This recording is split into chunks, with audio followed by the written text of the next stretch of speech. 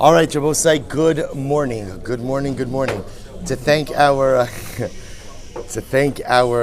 shir sponsors, to thank Shirley Elbaum, Avron, Sean, and Judah, and Elbaum and their families for dedicating all of the shiurim and drashos of this month. They are the Talmud Torah sponsors for the month of Teves in memory of their beloved husband and father, Jerry Elbaum, in commemoration of his 10th yahrzeit. We hope that in the merit of our Talmud Torah, the Neshama will have an aliyah and the family a nechama. Yeshakach. Rabosai, also, our week of learning has been dedicated by Robert Lilienfeld in memory of his mother, Madeline Lilienfeld. We hope that on the merit of our Talmud Torah, her neshama will have an aliyah and the family in nechama. Rabosai, before we begin with today's daf, a very special thank you. I don't see him now. To Ari Lerner, right? To Ari, right? You'll make sure to give him an incredible shkoach when he comes back in. You know, we weren't exactly sure what to do. The goal, of course, obviously, is it's better. It's much more comfortable like this, you know, to go ahead and, no, you'll get used to it. To go ahead, I'm fine. I just want everyone to know I'm okay, I'm good, right? But to be able to learn, you know, by a table and to be able to go ahead and, you know, have a makom.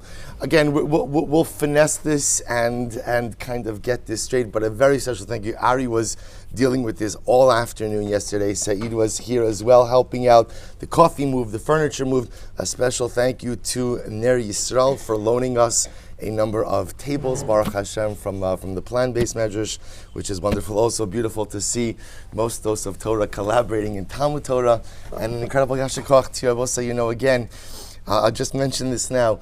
There's obviously an incredible hisorus by the beginning of Berachos. But, you know, one thing I meant to mention yesterday is the best thing you could do to ensure your continued success in Daf Yomi is get yourself a Daf Yomi buddy.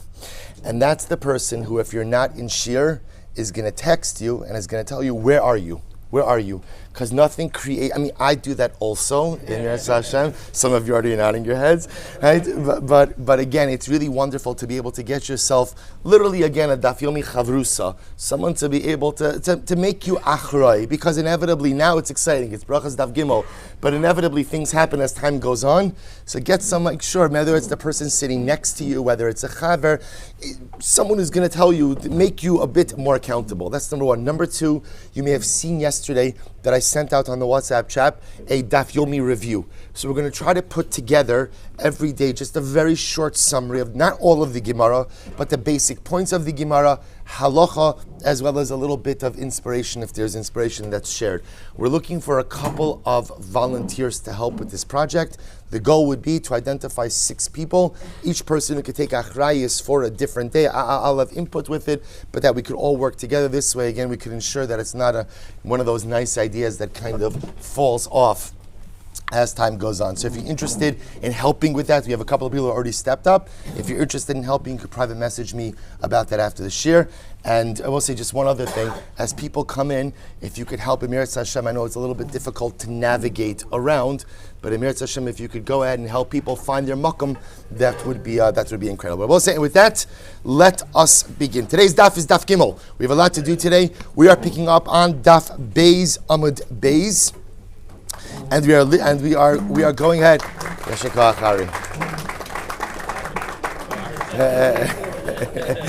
I gave you a thank you before you came in, so thank you very much. All right, I will say a lot to do. So we are leaving. We are picking up Daf Beis Amud Beis, right by it's 2, 4, 6, 8, 10, 12, 14, 16, 18, 20 lines up from the bottom.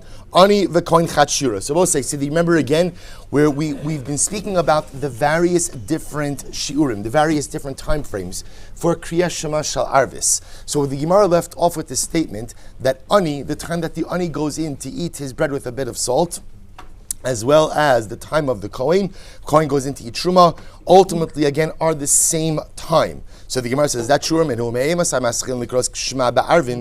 what point in time do you go into recite Kriyas Shema Shel Arvis? Misha shekidesh hayom ba'arvei Shabbosos divrei Rabbi Eliezer. Shabbos here, Rabbi Eliezer, interestingly enough, espouses a different shita than the one espoused in the Mishnah. Again, the Gemara will take note of this contradiction on the top of Gimel Amud Aleph. But here Rabbi Eliezer says, at what time can you recite Kriyas Shema Shel Arvis? Rabbi Eliezer says, when people go ahead or I should say from the time that Shabbos starts. The Rabbi say, when does Shabbos start? Look at Rashi. Shabbos say, technically speaking, Shabbos should really start at Seis HaKochavim. That's really when Shabbos should start. Nightfall of Saturday, right? Nightfall of the 7th day is when Shabbos should start. The problem, of course, is that because you have a concept of Bein Hashmashos, which we'll discuss in a bit, right? The concept of Bein Hashmashos is Safek Yom, Safek Laila. We're not sure, is it day or is it night? So because we're unsure, therefore, by definition, we have to go ahead and start Shabbos earlier. So Rabbi Eliezer says, that's already called nightfall. That's already called nighttime. Rabbi Yeshua says, Misha shakanim tor mituharim le'echal b'trumasim. Rabbi Yeshua says you could go ahead and begin to eat truma from the time that the kohanim are tahor enough to be able to go, say Kriyat Shema, from the time that the kohanim are tahor enough to eat truma, which Rabbi says is another way of saying Seis HaKochavim. Rabbi Meir Omer, Misha shakahanim tovlin le'echal b'trumasim. Wow. So what Rabbi Meir says, you could actually begin to say Kriyat Shema Shel Arvis as of when? From the time that the Kohanim go to the mikvah to eat their truma. Now, Rabbi say, remember again, when can Kohanim go to the mikvah? Remember, going back to yesterday's daf, a Kohen becomes tameh. When does he go to the mikvah? Right? We'll say essentially any time before nightfall, which would effectively mean any time before Bein Hashmashos. Any time before Bein Hashmashos, he could go ahead, and which we'll loosely translate as twilight period. Any time before that, he has the ability to go to the mikvah. Then Herav Shemesh, the sun goes down, or I should say nightfall comes. Nightfall comes and he's able to eat truma. Shabbos Rabbi Meir is introducing something dramatically new, which we'll see in just a moment, that you could, it sounds like you could actually go ahead and begin to say Kriyat Shema Shel Arvis even earlier, right? Even before Bein Hashmashos. To which the Gemara says, Amar lo Rabbi Yehuda. Rabbi Yehuda says, Rabbi Meir, how can you say from the time that the Kohanim go to the mikvah? Kohanim go to the mikvah while it's still day. So the Gemara, so we'll say again that'll stay there. Rabbi Chanina Omer. So we'll say we continue. The Brisa continues on. We'll answer Rabbi Yehuda's question, Rabbi Meir, in just a bit. Rabbi Chanina Omer, Misha sha'ani nichnas le'echal pito b'melach. Rabbi Chanina says that you could begin to say Shema as of when? From the time that the poor person goes in to eat his bread with salt, which I will say we saw already in yesterday's daf. Rabbi Chai v'amri Rabbi Acha Omer Misha shirov b'nei Adam nichnasin lahasiv. You could go in and say Kriyat Shema from the time that most people go in to sit down and have their meal. So we'll say here's the shaila. V'i amrit ani v'koin chat shiurahu. Now, if you say that the shear of ani, the time that the ani goes in to eat his bread with salt, and the time that the kohen goes to the mikvah, the time that the kohen is able to eat truma is one shear. Then what? Rabbi Chanina and Rabbi Yeshua. The Rabbi say we have two duplicative positions, and it doesn't make sense that the Gemara would espouse two duplicative positions. Elav shmamina shiura da'ani lechud ushiura dekoin lechud shmamina. Rather, Rabbi say it turns out that what? There are actually two different time frames. There's the time that the kohen is able to eat truma. So Rabbi say that we're pretty much solid. That what time is that? What time is that? Seis HaKochavim. That's pretty solid. Right? But now it turns out that the time that the ani goes in to eat his bread, that's a different time. To which the Gemara now asks, now that we know that ani and kohen are two different times, so which one is later? Mistaber da ani mu'ochar. Rabbi say it would appear that the time that the ani goes in to eat his bread is later than the time that the kohen is able to eat truma. Why? Di'i amrit da'ani mukdam. Because if you say that the time frame of the ani is earlier, Rabbi Chanina haini Rabbi Eliezer, then Rabbi Chanina and Rabbi Eliezer are saying the same thing. Elalav shmamina da'ani mu'uchar shmamina. So both this is actually quite fascinating. So it appears now that what the Gemara is saying is that the time that the ani goes in to go ahead and eat his bread, i.e. have his dinner, is actually later than Seis HaKochavim, meaning sometime post immediate Seis HaKochavim, which is actually very interesting, because in yesterday's daf, when the Gemara introduced us to the time frame of the ani, so remember again, Rashi assumed, what's the time frame of the ani? That it was actually earlier, because we assumed that the ani would eat his meal when there was some amount of light, right? Because Rashi said he's too poor, he doesn't have candlelight. Now it turns out that actually the time frame for the ani is sometime later. How much later? The Gemara doesn't explain. Amar Rabbi Yehuda. So Shabbos, remember again, Rabbi Huda said to Rabbi Meir. Rabbi Meir espoused a very interesting shita. Rabbi Meir said that halacha l'maisa, you can go ahead and recite Kriyas Shema Shel Arvis from the time that the Kohanim go ahead and go to the mikvah. Now, Rabbi say, presumably a Kohen goes to the mikvah by day. The latest time a Kohen could go to the mikvah would be before Ben Hashmashos, before the twilight period. So the Gemara says, so how can you say that that's the time for Shabbos? Remember again, everyone's operating under the same basic premise that what governs nighttime Shema? What governs it? B'shach b'cha. So we'll say, b'shach b'cha, when you go to sleep, so when it has to be zman shchiva, time that people go to sleep. So what's happening over here? To which the Gemara says, V'alo kamim b'yom v'him tovim, shapir kam Rabbi Huda Rabbi Meir. Rabbi Huda is saying, good, it's a good kash on Rabbi Meir. Rabbi Meir halchi kamarlei. And this is what Rabbi Meir says. Listen to this, it's quite fascinating. Mis savris ta'ana abin hashmashos didoch ka'amina. So Rabbi Meir says, Rabbi Huda, do you think that I hold of your position of ben hashmashos? Ana abin hashmashos Rabbi Yossi ka'amina. I hold like the Ben Hashmashos of Rabbi Yossi. What does Rabbi Yossi say? Dam Rabbi Yossi. Ben Hashmashos keheref ayin. Ultimately, again, Ben Hashmashos is like the blink of an eye.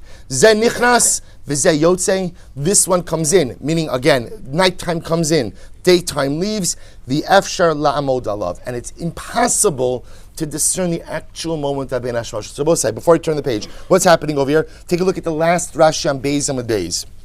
It's actually the two dots. Rashi says, Ben Hashmashos Rabbi Huda, Mahalich Chatzimil Fnei Chavim. So we'll say a little bit of a crash course on Ben Hashmashos. We're going to get more into this later on in the Gemara.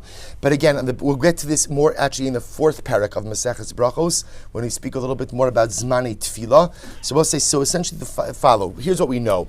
We know the sun sets. So we'll say pretty much sunset is an unarguable time of day. Why? Because the sun is setting. Now, we'll say, now there happens to be one, I mentioned this before in a different context, there is one exception to this rule, which is the sheet of the Yereim. The Sefer Yereim holds that sunset is actually 18 minutes earlier than we hold sunset is. Sunset is 18 minutes before observable sunset. So we'll say, we normally reject the view of the Yereim, except for one day a week, which is Erev Shabbos. So we'll say the concept of Hadlakas Neros 18 minutes before Shkia, right, the Berachos brings down is based on the position of the Sefer Yereim. That Shkia act, that's why you technically speaking have 18 minutes, right? Some think the 18 minutes is like a lechatchila, right? I'm not such a chassid, I don't hold the 18 minutes. Now we'll say, again, the 18 minutes, that's like breaking case of emergency, right? But the idea, that's the Sefer Yereim. So let's listen to this. So there's sunset. What happens after sunset? As we'll see in the fourth chapter of Berachos, that's subject to an incredible amount of dispute. Rabbi Yehuda holds that the time of Ben Hashmashos is the amount of time that it walks to take a half a mil. A mil is a measure of distance. It takes 18 minutes to walk a mil, 9 minutes to walk a half a mil. So therefore, in Rabbi Yehuda's model, Tzeis HaKochavim is 9 minutes before Tzeis. Rabbi Yossi, on the other hand, holds Rabbi Yossi holds, will say something amazing, that ultimately, again, Ben Hashmashos is only the blink of an eye before Tzeis HaKochavim. It's a very short amount of time. Now, we'll say, why is this important? Rabbi Meir therefore holds that a Kohen could go to the mikvah up until what time? Up until Ben Hashmashos.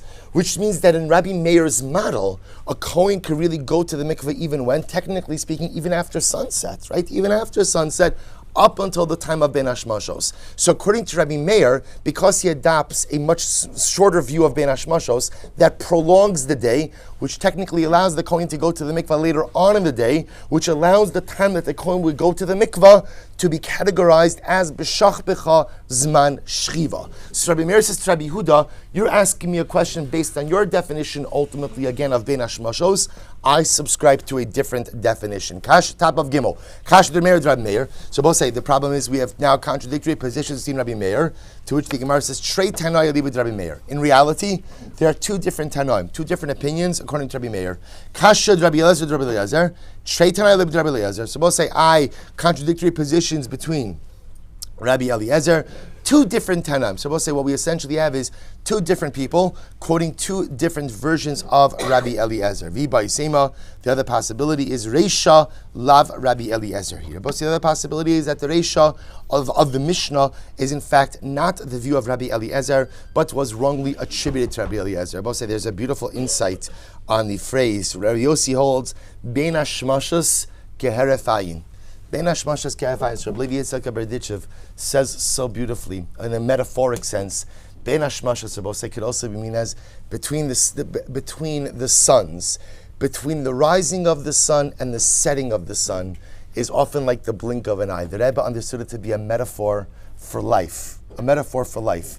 That life itself, bein hashmashas, the rising of the sun and the setting of the sun, is keheref ayin, is like the blink of an eye. You know, Rav Kook comments, and he says that in Koheles, Shlomo HaMelech says, actually, no, we'll save it. Let's go a little bit later. Okay, we'll say we have to. This is Daf Yomi. Good. At Sof Hashmura. Supposed to remember again. The Gemara goes on. So remember again. Rabbi Eliezer said that halacha l'maisa. He gave us the start time for Kriyas Shema Shel Arvis, and the start time was what? The start time was Misha Shakanim Nichnasin Lecha B'Trumasan. That was the start time. What was the end time? At Sof Hashmura. Right until the end of the first watch. Says the Gemara, my kasar Rabbi Eliezer. So we'll say, what does this mean, the watches? So what does Rabbi Eliezer hold? I kasar shalosh mishmaros havilayla, leima ad arba shos. Vi kasar arba mishmaros havilayla, leima ad shaloshos. So we'll say, we're going to see, there's a machlokes as to how the nighttime is divided. Is the night divided into 3 watches, or is the night divided into 4 watches? So the Gemara says, either way, let Rabbi Eliezer be a bit more specific. If he holds that the nighttime is divided up into 3 watches, then let him say that you could recite Shema until the end of the 4th hour. And if he holds that the night is divided up into 4 watches, let him say that you could recite Shema until the end of the 3rd hour. In other words, don't just tell us until the end of the first watch, because that's not helpful. I don't know how many watches are in your night. Instead, give me a specific time. To which the Gemara says, the Olam Kasav Shalosh Mishras Havilayla. Really, Rabbi Eliezer holds that what? Nighttime is comprised of 4 watches. Of 3 watches. V'hakamash malan, di'ika mishmaras berakia, v'ika mishmaras barabose. This is quite beautiful. But what Rabbi Eliezer says is as follows. The reason he only says the end of the first watch, instead of, let's say, saying the end of the 4th hour, is to tell us that the watches are discernible. They both say the watches represent ultimately what? Different categories or different periods of time that occur in the celestial sphere. So the same way that there are different mishmoros, different watches in the heavens, when the watches change over in this earth, the changeover is something observable and discernible. In other words, you could look in the natural world and you could see when each chelik of the night begins and ends. This Sanya, both say this incredible Gemara. Rabbi Eliezer Omer, Shalosh Mishmaros Havilayla. The nighttime is comprised of 3 different watches. Va'al kol mishmar mishmar Yoshev HaKadosh Baruch Hu v'shoy ka'ari. And for every single mishmar, HaKadosh Baruch Hu calls out and roars like a lion. Shnei Amar, quoting over here the pasuk from Yirmiyahu, Hashem imara mishag umimon kacho yitin kolo sha'ug yishag al navehu. So both say, the Gemara understands over here the references that there are 3 words of yishag, 3 roarings that are mentioned in this pasuk, corresponding to the fact that HaKadosh Baruch Hu kiviyachol roars. Roaring representing, announcing the arrival of the 3 different watches. The siman ladavar. And I both say, how can you see, what's the siman? How do you see in the natural world the different mishmoros, the different watches that are occurring in the celestial sphere and down here? So the Gemara says, here we go. Mishmar rishona chamar nar. In the first watch of the night, the donkey brays. Shniya klavim tzoakim. The second watch of the night, the dogs bark. Shlishis tinok yonek mishteimo. The third, which I will say is the chilik of the night right before the morning. That's when a baby often awakens to nurse. The isha misaperes imbaila. And I will say that's sometimes when a married couple will begin to talk. Right? Even though they're both in bed, they'll begin. It's already close enough to the morning that they'll begin to talk. So the Gemara says, "My kachashiv." So we'll say this is how. So these are the events that occur in the natural world. These are the events that occur in the natural world that show you the different mishmoros, the different watches of the night. So the Gemara says, "My kachashiv." So we'll say now the shaila is when the Gemara marks these watches, which part of the watch does each of these events represent? So my kachashiv, Rabbi Eliezer, itchilas mishmaros kachashiv. Tchilas mishmar rishon. So we'll say, here's the shaila. I now know that what? In the first watch, the donkey brays. Second watch, the dogs bark. Third watch, baby is ready to nurse. And ultimately, again, a husband and wife are talking. So we'll say, now the shaila is, when do these simanim come about? Do these simanim come about at the beginning of the watch, the end of the watch, the middle of the watch? So the Gemara says, itchilas mishmaros. If you're going to say it's the beginning of the watch, so we'll say ultimately again, tchilas mishmar rishon siman alamali artahu. I don't need a siman for the beginning of the first watch. In other words, I don't need to know that donkeys bray at the beginning of the first watch to know that the first watch has started. Why? Because the first watch is the beginning of the night. Meaning we assume the first watch begins as of when? Tzeis HaKochavim. So I don't need a symbol or a sign in the natural world to tell me about the arrival of the first watch, when again I have Tzeis HaKochavim. Furthermore, Isof Mishmaros Kachashiv, if you want to say the signs signal the end of the watches, then what? Sof mishmara achrona lamali. Then Abba say, I don't need an end. I don't need an end of the last watch. After all, the Gemara says, Yemamahu. Remember again, Abba say, what's the end of the third watch? The end of the third watch is what? Is day. Right? Is day. So dawn or sunrise will ultimately mark that time. Ella, rather the Gemara says, you're right. Sof mishmar rishona. Rather, Abba say, the donkey braying, which is associated with the first mishmar, that sign occurs at the end of the first mishmar, the end of the first watch, the end of the first part of the night. Sof mishmar rishona, tchilas mishmar achrona, the sign for the third mishmar of the evening, which is what? The baby wanting to nurse and a husband and a wife speaking. That siman begins at the beginning of the third watch. Ve'emtsa'is de'emtsa'isa. And when do the dogs bark? Right? The dogs bark ultimately, again, the middle of the second watch. So Rabbi say essentially what it comes down to is as follows. The donkeys bray at the end of the first watch. Ultimately, the dogs bark the middle of the second watch, and a woman speaks with her husband, and the baby wants to nurse at the beginning of the third watch. And maybe you'll say at the end of the day, no, all of these simanim actually occur at the end of the watch. So the Gemara says, so also you'll say, but why do I need a siman at the end of the third watch? After all, again, that'll be daybreak. I'll tell you why. But let's say someone is in a home where ultimately, again, there are no windows, there's no light. So how does a person know ultimately what? How does a person know when it's time for Shema, or when the night is over and the day has begun? Ultimately, again, Kevan the Isha Misaperes and Baila, Vitinok Yonik Mishte Imo, Leikom Velikri. When a person begins to see these signs that a husband and wife begin to speak, or ultimately the baby wants to nurse, that's indicative of the fact that what? Night has ended and daybreak has come, and therefore one could say Kriya Shema. We'll say there's a lot to say on this, just so you understand this. The incredible message over here is the intertwining ultimately again between Olam Hazeh, this world, and the celestial sphere. We're going to see the significance of the mishmoros, of the watches for HaKadosh Baruch Hu. We'll get into this a little bit more, but the idea is that there is this incredible symbiotic relationship that occurs between HaKadosh Baruch Hu's celestial sphere and our earthly sphere. They're intertwined, so that when the mishmoros ultimately again are switching over in Shamayim, that change is discernible just in the events of Olam Hazeh. We'll try to get more into it. Rabbi Shmuel Silber, Gil Mishmaros Havilayla. We'll say beautiful Gemara. Rabbi Shmuel says the name of Rav. There are three watches at night. Gil Mishmaros Havilayla. Va'al kol mishmar u'mishmar yoshev HaKadosh Baruch Hu v'shoy ka'ari. And on every single mishmar HaKadosh Baruch Hu roars out like a lion. Va'omer oy lebanim sheba avonoseim hacharafti es beisi. V'sarafti es echali v'glisim lebeina umos. Rabbi is such a moving Gemara. What does HaKadosh Baruch Hu do all night? What does the Ribono Shel Olam do at night? He stands guard over the Mishmaros, stands guard ultimately again over the shifts, over the parts of the night, and every single Mishmar cries out like a lion, woe to the sons who ultimately again lost their Beis Hamikdash because of their sins. Woe to the sons who because of their sins I had to destroy my home, burn my Heichal, and exile. I will say, this is what HaKadosh Baruch Hu does at night. The Ribbon Shel Olam mourns our loss the entire night. Tanya, Rabbi Yossi, both say an incredible Maisa. Rabbi Yossi, Pamachas Heisi Mehalich Baderech, V'nichnasti L'chorva Achas Michorvos Yerushalayim L'Spalal. One time, I was walking on the road, and I went into one of the ruins of Yerushalayim, L'Hispalal, to daven. But Elio Zachalato, Rabbi said, this is a wild story.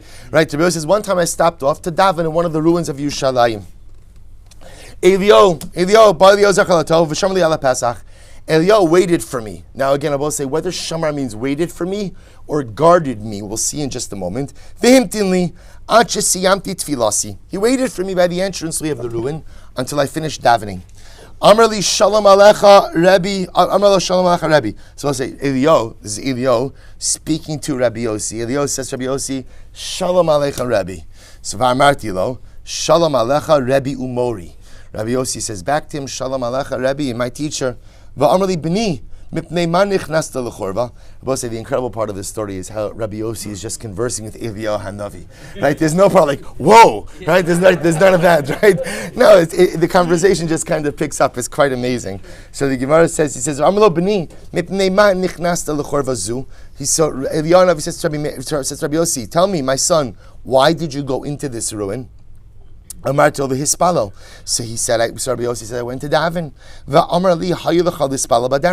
And Elio says to Rabbi Yossi, you should have davened on the road. You should not have gone into the ruin to daven. Va'amarti I said to Elio, this is Rabbi Yossi Mat Elio Navi, Misyare Hayisi, first wide line, Gimel Aleph, Misyare Hayisi, Sham Yafsiku Be Ovre Drachim. Rabbi Yossi says, I was a bit concerned that what? That if I would daven on the road, my tefillah would get interrupted by passerbys. Va'amrali, Elio said to me, you should have davened the tefillah kitzara. Now both said tefillah kitzara. Everybody's like, yeah, I know that. I daven that every day. Right? Tefillah kitzara. Do you think I do that? Shachris mincha ma'ariv.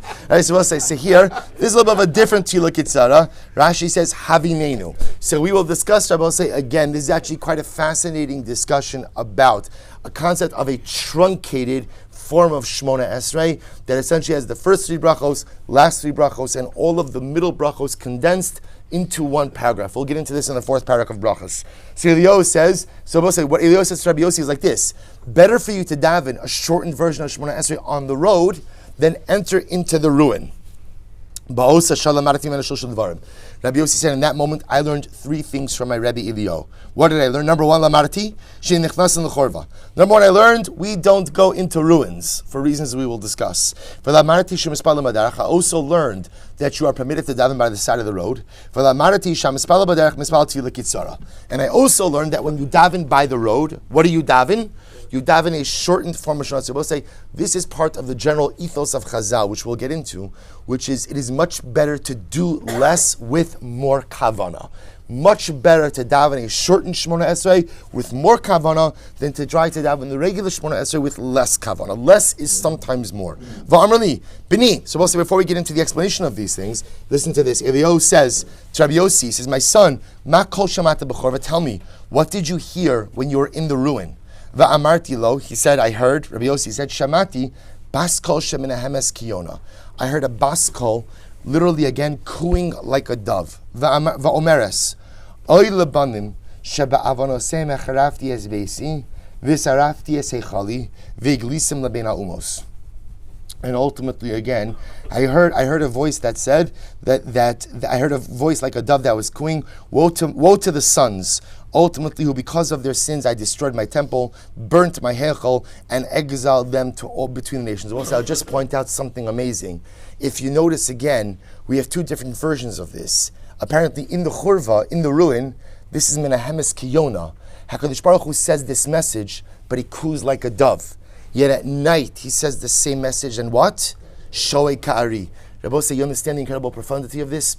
When a person is filled with grief, often a person restrains themselves when they are in the presence of others. But when they are by themselves, they allow themselves to cry uncontrollably. When HaKadosh Baruch Hu ultimately, again, is going to be heard in Olam Hazeh, in the churva, it's menahemes kiyona. The Rebbeinu Shalom's grief is restrained. But at night, when it's just HaKadosh Baruch Hu by himself, the world is asleep, and it's just the Ribono Shel Olam Bichvodo Ba'atzmo, it's Shoei Kari. The Ribono Shel Olam cries for us quietly by day and sobs for us, crying out like a lion at night. Quite amazing. Va'amar li, Eliyahu said to me, Chayecha v'chay roshecha, lo shazu bilvad omeres kach, ela b'chol yom v'yom, shalosh pa'amim omeres kach. Eliyahu said to Rabbi Yossi, by the way, lest you think that you just heard this now, that you just happened to come at an auspicious time, the Ribono Shel Olam is always crying out, in this case, cooing like a dove, with this incredibly heartbroken statement. Woe to the children, who reference to us, who because of their sins, I destroyed my Beis HaMikdash, I burnt my Heichal, and I had to exile them. Eliyahu Hanavi says, Chadash Baruch Hu cries out like this 3 times a day. For those who build, but not only that, Ella, when Klal Yisrael enters in to shuls and to Batei Medrash, Va'onin, Yehei Shmei HaGadol Mavorach, and they answer, Yehei Shmei Rabbah. We'll say, when we enter into our shuls, into our Batei Medrash, and we answer, Amen Yehei Shmei Rabbah, HaKadosh Baruch Hu Menanei Rosho. HaKadosh Baruch Hu literally shakes his head, Va'omer, almost like a sign of contentment. Va'omer, Ashrei HaMelech Shemakalsin Oso Bebeso. Praiseworthy is the king, whose subjects praise him in his home. Kachmalo la'av shehiglas banav, va'ay lebanim shegalo me'al shulchan avihem. So too, woe to the father who had to exile his children, and woe to the sons who have been exiled from their father's table. So we'll say an incredible and overwhelming Gemara. So what you have over here is, on one hand, HaKadosh Baruch Hu crying out for the Churban, what he had to do because of our sins. Yet when we enter into Shul and we say Amen Yehei Shmei Rabbah, there is an element of nechama. There is an element, ultimately, again, of consolation for God. But I will say, even in that moment of consolation, there's still pain. Why? Because even though we're entering our shuls and we're entering our Batei Medrash, and we're saying Amen Yehei Shmei Rabbah, we still are not saying it in our Beis HaMikdash. So it's this amazing idea that the Shekhinah is in this constant state of existential pain over what has happened to us because of our behaviors. There are moments of nechama when we say Amen Yehei Shmei Rabbah, when we highlight our relationship to Him, but even then those moments of nechama, those moments of consolation are muted because they're happening outside of the confines of the Beis HaMikdash. Tan Rabbanan, Mipnei Shlosh Doran Ein Nichnas L'Chorba. So we'll say, now let's go back for just a moment. Eliyahu Hanavi said to Rabbi Yossi, you really shouldn't go into a ruin.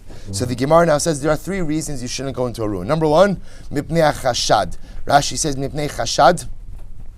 Rashi says, Shelo Yomru Zona Muchenes Losham. So apparently people would arrange rendezvous, right, with a harlot, in these ruins. They're a bit more secluded. So if a person goes into a ruin, it could look like he's doing something unsavory, which I will say teaches you an incredible yesod. Can't get too much into it now, but just the concept of v'yisem nikiyim. I will say, some people say, I don't care what anyone thinks. As long as I know that I'm doing the right thing. I will say, no. You absolutely must care about what people think, meaning your actions must be beyond reproach. People must be able, I can't do anything that looks suspect. That's the concept of v'yisem nikim. A person's actions have to be able to stand on their own. So therefore, again, because people would arrange these type of rendezvous inside the mapolis, inside of the ruin, therefore better to avoid ruin. So minei chashad, mepnei mapolis. We'll say number 2 is a danger. What's the danger in a ruin? That the walls could collapse. You're not supposed to put yourself in danger. And number 3, mepnei hamazikin. We'll say mazikin because apparently, again, shadim hang out in ruins. We'll get more into shadim as well. So the Gemara says, shadim loosely translated as demons. Mipnei chashad, so we'll say again, you can't go into a ruin because it looks like you're doing something immoral. V'seifu kli mishum apolas. I don't understand, why do you even have to get into that? Just get into the fact you can't enter into a ruin. Why? Because the ruin could collapse on you. There's an element of danger. To which the Gemara says, Amud Beis, bechadati. Ultimately, again, we're talking about a new ruin. A new ruin. So we'll say because of a new ruin, there's no real danger of, it sounds funny, a new ruin. Right? We'll say, but again, there's no danger of collapse with a structure that's relatively new. The Seifuk Leim Yishum Azigin. Why don't you say that there's an element of danger ultimately, again, because of shadim, because of demons, betray. So we'll say apparently demons only start up with people when they are alone. But if you travel in groups, right, groups of 2 or more, the shadim don't start up. One second, if it's two people, then I will say we assume when do people engage in immoral acts? When do they engage in immoral acts? Only when what? When they're alone. So B'Pashtos, if I'm with someone else, there should be no problem of chashad, of looking like I'm doing something immoral, to which the Gemara says, Betreu pritzi. Well, no, because if you have two people, both of whom are exceptionally immoral, they would even still engage in acts of immorality in the presence of the other. So we're concerned that you can't enter into a ruin, lest the ruin fall down on you. Why do you have to bring up mapolas issue? Why don't you instead go ahead and bring up because of the concern that it looks like you're doing something immoral?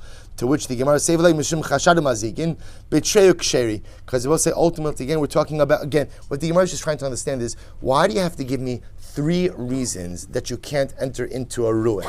Right? You have to tell me it's because of chashad, potential of immorality, mapolas, the potential of collapse, and number 3, ultimately, again, mazik and shadim, demons. Any 2 of these, or even 1 of these would be enough. So the Gemara is trying to understand, ultimately, again, why you need all 3. So the Gemara says, just say it's because of the collapsing. I'm sorry, why do you need any concern about collapse? Why don't you just say it's problematic because of chashad, immorality, and demons? Betreu ksheri, because if we're talking about 2 people, right, so 2 people are both safe. If it's 2, there's no problem of shadim. If they're kosher, then what? There's no problem of immorality. But there still would be a problem of what? Of mapolis, of collapse. So you brought up the issue ultimately again because of shadim. Why don't you go ahead and bring up that it's problematic because of immorality and collapse? We could be talking about a newer ruin, and ultimately again 2 people, therefore no shadim. Ksheri, they're both kosher, upstanding citizens, therefore no issue of immorality. One second, if there's 2, then ultimately again there should be no concern of shadim either. So we'll say, so apparently although demons do not normally start up with 2 or more people, in a place where there is a concentration of shadim, like a churva, like a ruin, there is sometimes a concern for even groups of 2 or more. The other possibility is the olam bechad or bechurba charati. What's the other possibility is that maybe we're talking about one person, and we're talking about a newer ruin. The kai bedabra, and ultimately again I will say, where is the ruin? The ruin is somewhere out in a more isolated place. The hasa mishum chashad leka. So we'll say if the ruin, interestingly enough, is in a more isolated place, there is no issue of no concern of immorality. Why? The isha bedabra lo shchicha, because ultimately again the harlot doesn't travel out. Ultimately again to isolated places. Umishum mazikin ika, but there would still be a concern ultimately again of mazikin of shaitan. We'll say bottom line, don't go into ruins, right? If there's one takeaway message, don't go into ruins. Eliyahu Navi was telling Rabbi Yossi, don't go in. Remember again, it's any one of these 3 reasons. Eliyahu Navi is not explicit as to why he's giving this eitzah, why he's giving this piece of advice to Rabbi Yossi. So it could be any 1 or all 3. But the issues concerned are, number 1, the suspicion of doing something immoral. Number 2, the danger. The last 2 are danger. One of them is the danger from shadim, demons, and the third is the danger ultimately again of ruin, collapse. Tan Rabbanan. Arba mishmaros heavy laila div Rebbe. So we'll say now back to the mishmaros in just a moment. Rebbe says the nighttime is comprised of 4 watches, 4 different shifts. Rabbi Nasser Mishalosh. Rabbi Nasser says no, it's not 4, but instead it's 3.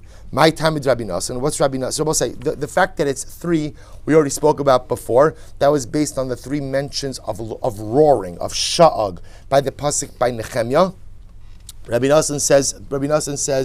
The Gemara says, my time is the Rebbe. So we'll say, why? So what's Rebbe's logic that the nighttime is 4? T'chsev vayavo Gidon, umea ish asher ito b'ktzei ha'machana, rosh ha'ashmoras hatichona. And we'll say, the pasuk says that Gidon came along, 100 men with him, at the outskirts of the camp, rosh ha'ashmoras hatichona, in the beginning of the middle watch. The beginning of the middle watch. So we'll say, so now watch this. So the Gemara says, beginning of the middle watch. So Tana, so we'll say, so by definition, Ein tichona el sheish lefanah ulachara. And we'll say, what does middle mean? What does middle mean? Middle means there's something before it and there's something after it. So the fact that it's saying that Gidon is coming in the beginning of the middle watch of the night indicates to us what? That there are 3 watches of the night. The Rebbe, Rebbe holds that there are 4 watches. So what does he do with this pasuk? Rebbe, my tichona, achas min hatichona shebetichonos. Rebbe says it means one of the middle watches, right? So we'll say, which means what? That ultimately there are 2 middle watches, right? The beginning watch is watch number 1, the end watch is watch number 4, the middle watches are 2 or 3. So Gidon came in the beginning of the middle watches, right? Good. So the Gemara says, Rabbi Nassan will retort back and he'll say, come on, miksiv tichona shebetichonos. Does it say that Gidon came in the middle of the middle watches? No. Tichonoksiv, it says middle. People say, what does middle mean? What does middle mean? Middle means middle, right? Middle means there's something before it, there's something after it, therefore indicating that what? That Allah Chalamaisa, the nighttime is comprised of 3 different watches. My time of the Rebbe. So we'll say, what's the Rebbe's logic? That the night is comprised of 4 different watches. Amar Rabbi Zrika, Amar Rabbi Ami, Amar Rabbi Yoshua ben Levi, Kasav Echad Omer. One pasuk says, what's the incredible Gemara? Chatzos Laila, Akum Lahodos Lecha Mishpatei Tzidkecha. So we'll say, one pasuk says, quoting over here from Tehillim, David HaMelech says, I get up. I get up, Chatzos Laila Akum Lahodos, I get up at Chatzos to go ahead and literally again to give thanks to you, Al Mishpatei Tzidkecha, to give thanks to you for the righteousness of your justice. The Kasav Echad Omer, Kidmu Einai Ashmoros. And about to say the other pasuk says, literally again, Kidmu Einai, which means my eyes were opened early Ashmoros, before the Ashmoros. So we'll say, now what's happening over here is as follows. Take a look at Rashi. Rashi says, Kidmo ina Ashmoros, Alma, Chatzos, Laila, Shaya David, Omet, Shtei Mishmoros Yeshus. So we'll say, watch this. The Gemara is telling us like this. David HaMelech got up every night at Chatzos. So he went to sleep sometime, I guess, earlier in the night. We'll see what he did. He went to sleep, but he got up for the day at Chatzos. So that's what it means. That's what it means when it says Chatzos Laila Akum. I get up at Chatzos. That's one pasuk. The second pasuk says that when I get up before what? Before the Ashmoros, which seems to tell us that when David HaMelech got up, there was still Ashmoros ahead of him. Now the basic definition of Ashmoros is 2 mishmoros. So it sounds like David HaMelech is when he gets up at Chatzos, there are 2 mishmoros ahead of him. So how do you understand this? Well, I'll say the easiest to understand it is Arba Mishmoros Havi Laila. I'll say the easiest way to understand it is David HaMelech is getting up at Chatzos, and which means what? There were two Ashmoros that he slept for, right? 2 Ashmoros before Chatzos, 2 Ashmoros after Chatzos. So when he gets up at Chatzos, which is midnight, the middle of the night, he gets up after sleeping for 2 Ashmoros and 2 more Ashmoros in front of him, which leads Rebbe to understand that what? The nighttime is comprised of 4 Mishmoros. The Rabbi Nassan, what Rabbi Nassan say? Rabbi Nassan says over like Rabbi Yoshua, this nan, Rabbi Yoshua Omer, Ad Shalosh Shos. That ultimately, remember again, we'll see this later on. What time can you say Shema until? You could say Shema ultimately again until the 3rd hour into the day, 3rd hour after sunrise. Why is that? Because it is the way of the kings. Kings get to sleep a little bit later. So ultimately again they get up at 3 hours into the day. So both say, now watch this. Therefore again, Shis Delilah, Vitarti Diyamama, Havilu Shtei Ashmoros. We'll say maybe what David HaMelech was saying was like this. Normally kings sleep until the 3rd hour into the day. Me, I'm up even earlier. So when David HaMelech says, Kidma ina Ashmoros, my eyes are up before the Ashmoros, those are not just the nighttime Ashmoros. What does that include? That includes a nighttime Mishmar, but also what? The couple of hours of the day that kings would normally sleep for as well. So it's not necessarily a raya that the night is comprised of 4 Mishmoros.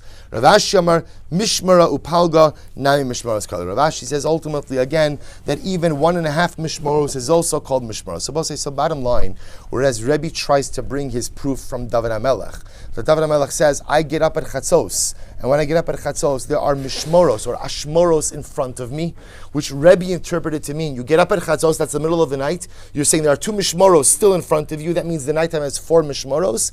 We see ultimately again the pasuk can be interpreted differently as well. Good. V'amar Rabbi Zrika, Amar Rabbi Ami. Amar Rabbi Yeshua ben Levi. Ein omrim b'fnei hameis ela dvarav shameis. So we'll say an incredible halacha.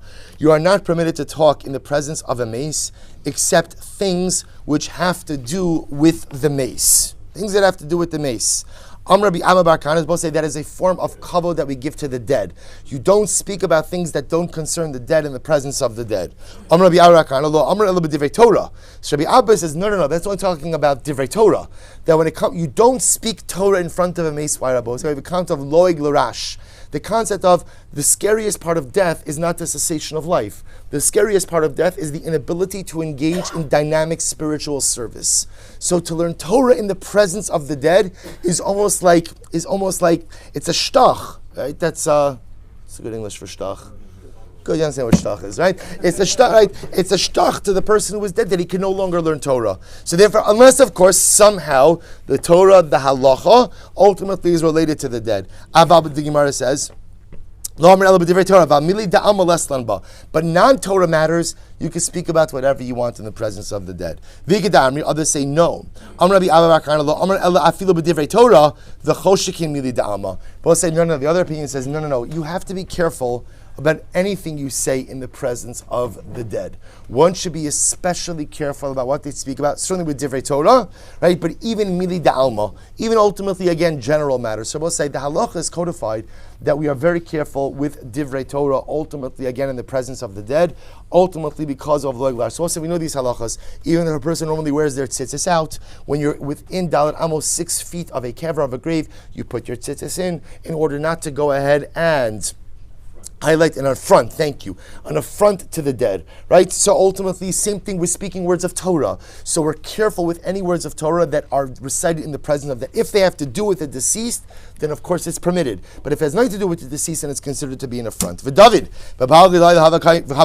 we'll say, did David HaMelech get up at Chatzos? The Gemara made it sound before David HaMelech got up at Chatzos. Did David HaMelech sleep so long? The Gemara says, Me'arta Havakai, he was already up earlier on. Dichsiv, Kidamti baneshef v'ishavea. David HaMelech says, already again, Kidamti baneshef, I was up in the neshef, v'ishavea, and I cried out. So both say, the Gemara assumes over here that the definition of neshef is evening. So David HaMelech is up already in the evening. Umimai dahai neshef ortohu. How do you know that neshef refers to the evening? Dichsiv baneshef be'erev yom ba'ishon laila va'afela. Anabo Shem Rabbi Acha Hachi Kamar David Me'olam lo avar alai chatzos laila b'shena. So we'll say, how do you reconcile this? On one hand, David HaMelech is saying, I was up already in the neshef in the evening, but then it says that I was up at chatzos. So we'll say what it means is David HaMelech was up in the evening, but he never slept past chatzos. He never slept past chatzos. So he would try to awaken in the evening, but the latest he would get up would be chatzos. Rabbi Zera Amar, Rabbi says incredible. Ad chatzos laila, haya misnamneim kisus. Rabbi says until chatzos, David HaMelech would doze like a horse. Apparently that statement was meaningful, right, to the Gemara. So I guess horses don't really sleep solidly, right? They only doze. So he would doze like a horse. Mikan ve'elach haya miskaber kari. So he would doze. Ultimately, again, until Chatzos or until Nashef, and from then on he would be up for the night. Rav Ashi Amar Chatzos Laila Haya Osek B'Divrei Torah Mikan Ve'elech V'Shiros Shishbachos. Rabbi Ashi said from the time that he got up in the Nashef until Chatzos he would learn, and from Chatzos and on he would daven Shiros and Shishbachos. So both say, just so you understand. So the incredible thing over here, why does the Gemara teach about David HaMelech's sleeping habits? So both so you understand, David HaMelech was a man who felt that he had a destiny in life. And when you feel that you have destiny, there's urgency. You know, when the Shulchan Aruch writes, Yiskaber Kari, that when you get up in the morning, we'll say, this is very halacha l'maisa for us, that when you get up in the morning, what does the Shulchan Aruch say? It's not just enough to get up, right? What do you have to do? Yiskaber Kari. You have to get up like a lion. Why? You say, Ribono shel olam, my God, it's enough that I get out of bed, right? You want me to roar like a lion? I've never roared like a lion in my life. You want me to roar like a lion at 5:15 in the morning? I will say, see, understand what it means. What's the Shulchan Aruch saying? That when you get out of bed with a sense of purpose, get out of bed with a sense of destiny. Those who kind of like sloth out of bed feel no urgency in the day ahead. David HaMelech couldn't sleep because he just felt that there was so much ahead of him to accomplish. So he dozed, because everyone needs to sleep. But already by Neshef he was up, by Chatzos he was already davening, learning. I will say it's not because David HaMelech needed less sleep than us. It's because he understood there's an urgency to maximize every moment of life. So we'll stop over here. We'll pick up in Meretz